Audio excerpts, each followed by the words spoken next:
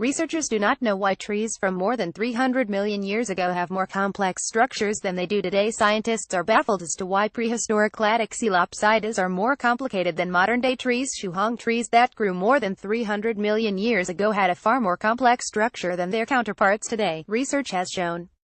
The earliest trees had an astonishingly intricate anatomy for reasons scientists do not understand. Scientists examined the exceptionally well-preserved fossilized trunk of a 374-million-year-old Coelopsid tree from Xinjiang, northwest China. What they found surprised them. All trees have straw-like woody strands called xylem that conduct water from the roots to the leaves.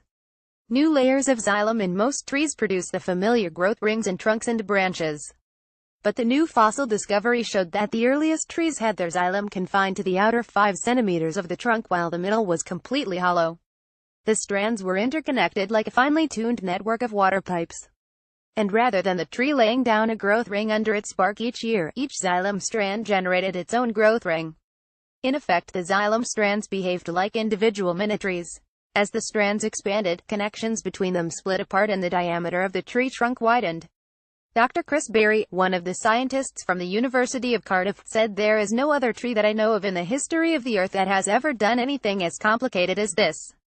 The tree simultaneously ripped its skeleton apart and collapsed under its own weight while staying alive and growing upwards and outwards to become the dominant plant of its day. By studying these extremely rare fossils, we've gained an unprecedented insight into the anatomy of our earliest trees and the complex growth mechanisms that they employed. This raises a provoking question: why are the very oldest trees the most complicated? Dr. Berry previously helped uncover a fossil forest in Gilboa, New York, where Coelopsids grew more than 385 million years ago. But no earlier examples of the tree fossils compared with the latest one from China, he said. Previous examples of these trees have filled with sand when fossilized, offering only tantalizing clues about their anatomy, said Dr. Berry.